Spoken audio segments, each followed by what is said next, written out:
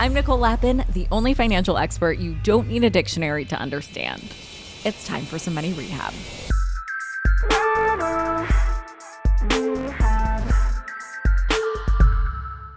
Whether this is your second or 600th episode of Money Rehab, you probably get my brand, right? Simply, the brand is money is an important tool, and we're going to make sure you have the whole freaking toolkit.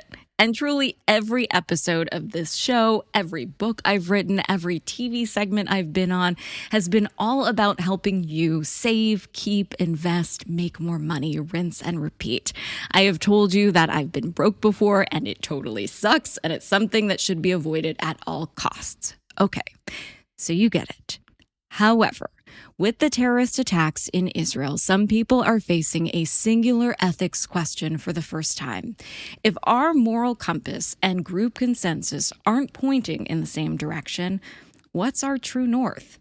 More specifically, if we want to speak up for what we believe to be just and right, should we do it, even if it raises the perceived risk of losing our jobs and financial security? Well, I'm going to turn this question on its head with some help from Dr. Sheila Nazarian, world-renowned plastic surgeon, professor, entrepreneur, TV star, nonprofit founder, and unapologetically proud Jewish woman. Because despite all of the firings and backlash you might be seeing in the headlines or on social media, sharing your values can actually help strengthen your business. Sure, you might lose some customers or patients in Dr. Nazarian's case, but she argues that's just trimming the fat in the process of strengthening the muscle that is your truly loyal customer base. It's a question I've certainly had to ask myself. And ultimately, I decided, yes, I am the champion for financial literacy. That is my brand. That is the brand I have built over the last 20 years. But in 40 years, when I am telling my grandkids about this moment, what would make them most proud? Protecting the brand I built or protecting my people? The answer for me is clear, and it is for Dr. Nazarian too. Here's our conversation. Dr. Sheila Nazarian, welcome to Money Rehab. Hi, Nicole. Thanks for having me. How are you? I'm doing okay. There was about 5 days of no sleep and then finally a 12-hour sleep over the weekend. And I'm doing everything I can to self-care and to stay strong and healthy so that I can do my best to help my people. You and me both, sister. So you are one of the top surgeons in Beverly Hills. You're on a Netflix show that was Emmy nominated. You are an ultimate boss bitch. Now you are an Israel influencer, it seems. How did that happen? Well, I actually started speaking up about 4 years ago. Actually, no, 2.5 years ago, I would say, really, with great trepidation, lots of fear. My daughter was applying to my high school, and I was like, oh my God, she's 4 years away from college. And I've been following what's been happening on college campuses with half of the Jewish students hiding their identity, even 2 years ago, 3 years ago. And so I said, if I don't start speaking up now and normalizing Judaism and humanizing Judaism, what kind of college situation are my kids going to have? So with lots of fear, I did a post on Shabbat with a hashtag Shabbat Shalom with great fear because I'm first generation from Iran. You didn't say you were Jewish in Iran. So even having a mezuzah on your door is considered scary in my Persian community here in Los Angeles. So it took a lot to even do that. And I just feel like we have to do a really much better job of educating in our college campuses, our teachers, in the halls of the White House, everywhere, online, social media, all of it. Yeah, I agree. I remember the first time I posted a Shabbat Shalom. It was actually the same type of thing. And I was like, why am I scared to do this? And I didn't grow up in Iran. Both my parents immigrated from Israel. So I'm first generation American. And people are sending me messages. You're so brave. You're so brave. I'm like, what the fuck? I'm just being who I am. I always talk about a lot of the things that started to change in Iran, from the Shah to what you see now, the Islamic Republic. It happened in my parents' lifetime. It happened, right around the time I was born. And it was all about, the Shah's in a castle and there's homeless people on the street, like all of these same sounds and smells. And I'm seeing it now on college campuses and what is being taught on TikTok and what is being taught in our universities. And it's very scary that people are walking on eggshells and afraid to say what they think here in America. I mean, my parents left everything they had built in Iran just to give us freedom of speech. And now people are afraid to speak, and it's considered brave to speak and say what you think. That's crazy. In America. In America. Can you talk a little bit about your childhood in Iran? Yeah, so I was actually an anchor baby. I was born in New York. When my mom was 9 months pregnant, she came and had me, and we went straight back. That was 1979, and that was the year of the revolution. So the Shah was overthrown. The Islamic Republic came into power. The Iran-Iraq War started shortly thereafter, and very similar to the images that you see with the bombs coming in. I remember the sirens would go off and we would run to the windows, and my mom would say, let's look at the fireworks, just so we wouldn't be scared. Mm-hmm. My parents had 2 daughters and very quickly realized that Iran was not going to have a great future for girls. And so my dad said he was going on a medical conference and went to Vienna, waited there for us, worked to help us get visas, while my mom, my sister, and I went to the bazaar one day, and they covered us with corn and got us close to the border of Pakistan. We slept in the desert one night. We were seen by border police in the early hours of the next day. We were sitting on our luggage in the back of a Toyota pickup truck, and they began shooting at us, but we were able to get away. And we were in Pakistan for 3 months waiting for visas, finally reunited with my dad in Vienna. We were in Vienna for another 3 months waiting for visas to legally immigrate to the US. Once we were here, we were in a 2-bedroom apartment living with my aunt and her family until my dad was able to pass his medical boards and be able to practice in the US. And I was in ESL. I didn't speak English. Very quickly, got up to speed and was able to succeed and thrive in the US, where it's merit-based and you are not held back by anything other than yourself. And I'm grateful to be here and grateful for America and a proud Jew living in America. And what do you think the biggest misconceptions are now about Iran? It's very unfortunate what is happening, especially to the women of Iran. But it's the first time I'm hearing moderate Muslims speak up against extremism. I'd like to see a lot more of that happening now as well, in light of what Hamas just did. I think that the Iranian people really have done a good job of saying, we are not the government, we are the people of Iran. And there's been multiple demonstrations of Iranians all over the world demonstrating in support of Israel right now, because Israel was one of the only countries to really support the protests of the women happening in Iran in the recent years. And I think that it's brought a lot of enlightenment to the people of Iran. I had a big activist in my home about a year ago. She said, when it happened to the Jews, us Iranians, we said, we're not Jewish, so why should we care? When it happened to the Armenians, we said, we are not Armenian, why should we care?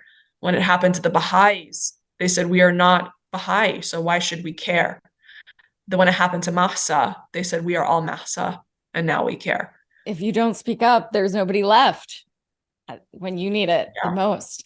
I can't imagine what it's like to have kids right now. It's made me want to have kids and make Jewish babies. Lots of them. It's the best thing ever. Need to get knocked up first. I think it's this mama bear mentality also with what I've seen of the world and what I know of the world.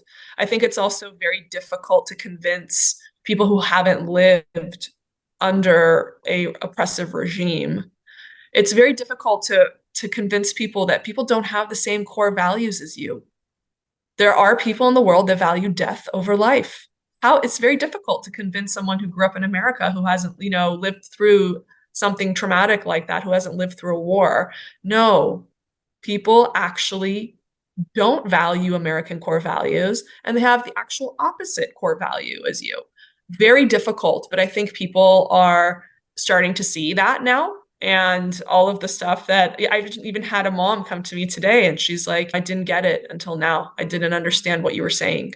Yeah, I can't imagine what your conversations with your kids look like. And I'm struck by the story you told us about your mom talking about the fireworks outside and trying to be brave for your kids. Do you feel that same idea? I think, I don't want them to see the horrific images from the barbaric massacre in the southern part of Israel that I've seen. I've asked them to delete their social media for a few weeks. I didn't know when those images were going to leak. I've seen them, but it's not something that social media would even allow. It's not something that a horror movie in Hollywood would allow because it's that bad. So I've tried to protect their eyes, but I do talk to them about being proud of being Jewish. Don't take off your Star of David. Speak up. Ask me questions. But it's very difficult for teenagers that are already going through so much just off the coattails of COVID to comprehend this level of hate. Have the kids said something to you or what they've seen at school or what they've heard that surprised you? I think school's okay. There's a lot of support at their school, but they're on TikTok and they're saying it's just a cesspool of hate, cesspool of support for terrorists. It's difficult for them to be getting a taste of that so young, but I think it's just a part of being Jewish. They say Jews are the chosen people, right? But does that mean we're chosen to suffer? Does that mean we're chosen to be the moral police of the world and therefore be hated for it? Probably. Has anti-Semitism affected your career in the last few years? We got a disgusting phone call into the office yesterday, which is fine. We've had a pig hoof sent to our office in the past. That was about 2 years ago from New Jersey. Some threatening messages, but I'm really good friends with the criminal threats unit of the LAPD. I've gone shooting with them.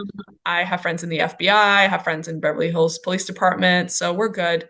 Show me who you are. I'll take it from there. Hold onto your wallets. Money Rehab will be right back.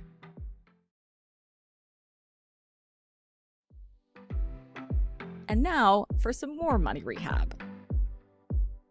So you posted the hashtag Shabbat Shalom with great trepidation a few years ago. What happened since then? Did you feel the same fear before speaking out again after October 7th? When you first start getting online hate or you get like your first bad Yelp review and like your heart is in your throat and you're like freaking out and you're turning red and you can feel your pulse in like your head. I don't know. I think you grow thick skin. And so I wasn't born fearless. I wasn't born brave. I think that you step out of your comfort zone like a couple inches and live in that space for a little bit. And when that feels okay, then you step out of your comfort zone a couple more inches. And so it really is a process. I remember in 2021, when I first said the first pro-Israel thing, I lost 3,000 followers in 30 minutes. And I just kept going. I was like, I know my core values. You can only get canceled if you give into it. But if you keep going, you're going to find your tribe. You're going to find people that really love you for who you are. And you're going to inspire others to do the same. And I'm sure net, you've gained followers. Net, I probably lost followers. It's well worth it, you guys. Like, you don't want anti-Semites following you anyways. You don't want hateful people following you anyways. And the people that continue to follow you and listen to you, and the people that were in the middle and really didn't know anything about the situation, I can't tell you how many countless messages I ever see from people saying, like, thank you for showing the other side. My entire feed was filled with one narrative. Or even people in Israel in bomb shelters being like, you are the only light I see. It's more than just followers and clicks and money. It's about purpose, and it's about feeling good about yourself when you put your head to sleep at night, and being able to live with yourself and be able to look at your kids in the eyes and say, I am doing my best to make the best world possible for you and your kids. I thank you for doing that. And I think that those people who still follow you, and I'm sure you've also gained the right passionate followers, are going to root for you. They do. I mean, I thought I was going to lose all my patients, and the complete opposite happened. I would walk in the room on a post-op, they're naked and they're like tears in their eyes. Like, I loved you before and I'm obsessed with you now. It was total, but I was willing to lose it all because I didn't know anybody who had done that. I didn't know anybody that wasn't like a full-time influencer or a full-time activist that just came out and was like, no, this is not correct. These are lies. Here's the truth. I don't know anyone who did that. So I didn't know it was going to happen, to be honest, but it was okay because I have a roof over my head. Thank God we have food on the table. Kids are doing okay. And it was really just about, if this is it for my career, this is it. My parents didn't sacrifice everything for me to be afraid in America. And what about your colleagues? There are so many that are not speaking up in my industry and in yours. Are they dead to you? No, I think I've lost a little bit of respect. I did a Instagram post for those that aren't speaking up, or for those who are putting out those middle of the road messages like peace and love for all and like things like that. I wrote grow a spine. It's not that hard to denounce terrorists. It's Isn't not your that husband hard. a spine surgeon? He is. So He's you know good. how to help them with that. Yeah, we can help you grow a spine. What do you think the biggest fear is? I mean, losing business, or is it physical fear? I'll tell you, I mean, I grew up in LA and I moved back over the pandemic, and I was out going to one of the events in Santa Monica, and I was like blasting Hatikva in my car. And there was a nondescript van that stopped right next to me. And I'll tell you, like, for the first time ever in LA, I was like, turn down Hatikva, like maybe put my star under my shirt or something. I remember getting Starbucks delivered and thinking, under my mezuzah, could it be poisoned? I've never had these thoughts ever until now. Yeah, I mean, I think people are definitely in the Jewish Persian community afraid of physical fear. It happened to us in Iran. So it's not, we're first generation, right? So that was a real thing in Iran.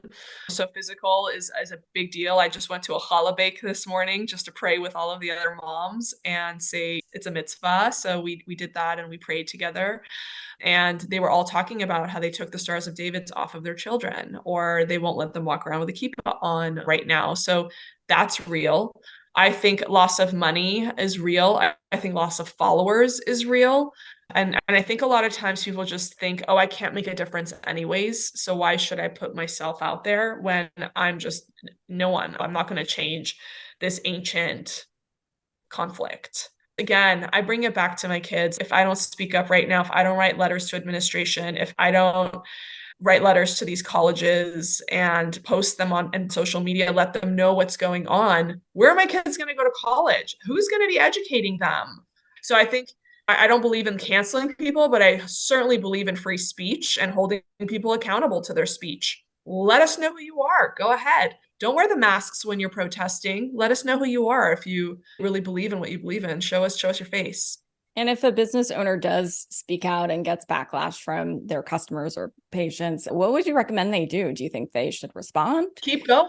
Don't What do you say? apologize. Yeah, keep going. You will attract your raving fans. You will attract the right people that you actually want to spend time with, that you feel like yourself with, that you don't have to self-censor in front of. It's not good for your mental health to always be walking on eggshells and self-censoring. Say what you believe in, attract your tribe, live a better life. Yeah, I just want to underline that because it's so important. So let's say it for the people in the back here. You spoke out and your business didn't fail. Your social media accounts weren't shut down.